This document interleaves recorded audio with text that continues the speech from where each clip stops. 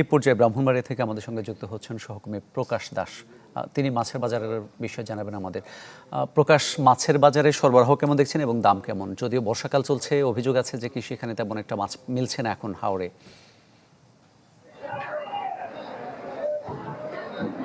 জি মামুন, আমরা কিন্তু আজ সকাল থেকে অবস্থান করছি ব্রাহ্মণবাড়িয়া শহরের তিতাস নদীর তীরে গড়ে ওঠা অত্যন্ত প্রাচীন এবং ঐতিহ্যবাহী আনন্দ বাজারে, এবং এই বাজারে কিন্তু খুচরা এবং পাইকারি উভয় দামে কিন্তু মাছ বিক্রি হয়ে থাকে, এবং সকাল থেকে কিন্তু ক্রেতা বিক্রেতাদের যে হাট থেকে কিন্তু বাজারটি মুখর হয়ে আছে।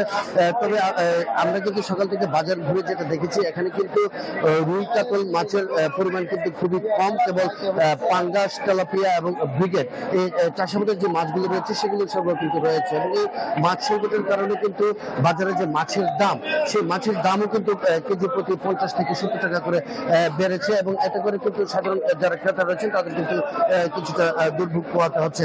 বাংলা কিউআর, যেখানে নগদ পেমেন্ট সেখানে। সারা দেশে 10 লাখেরও বেশি মার্চেন্টে নগদে পেমেন্ট করুন খুব সহজে।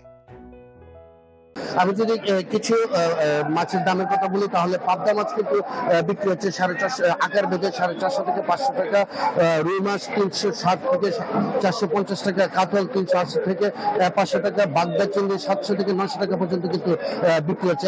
এছাড়া তেলাপিয়া মাছ 200 থেকে 230 টাকা, এবং যে ট্যাংরা মাছ রয়েছে 700 থেকে 800 টাকা কেজি কিন্তু বিক্রি হচ্ছে। তো আমরা নিশ্চয়ই দেখতে পাচ্ছি যে এখানে কিন্তু যে একজন মাছ ব্যবসায়ী রয়েছেন, আমরা যদি তার সাথে একটু কথা বলি যে আপনাদের বাজারে মাছের কেমন সরবরাহ আছে এবং দামটা বাড়ছে কেন? কিছুটা দাম কয়েকদিন, বুঝলেন না, কিন্তু মাছের সংকট কম, আবার ইনশাল্লাহ কয়েকদিনের ভিতরে মাছের দাম কমে যাবে। যে আপনারা যেমনটা তার কাছ থেকে শুনছিলেন যে আসলে মাছের সংকটের কারণে কিন্তু এই দামের কিছুটা ঊর্ধ্বগতি রয়েছে, এবং তারা আশাবাদী যে হয়তো দ্রুত সময়ের মাছের সরবরাহ বাড়লে দামও কিন্তু অনেকটা কমে আসবে। তো আপনাকে জানিয়ে রাখি, এই ব্রাহ্মণবাড়িয়ার যে তিতাস নদীটুকু রয়েছে, যে নদীর তীরে বাজারটি গড়ে ওঠে, সেই তিতাস নদীতে কিন্তু কাঙ্ক্ষিত মাছ মিলছে না, যে কারণে কিন্তু মাছের চাহিদার তুলনায় জীবনেও কিন্তু অনেকটা সমস্যা রয়েছে। মামুন, ধন্যবাদ আপনাকে।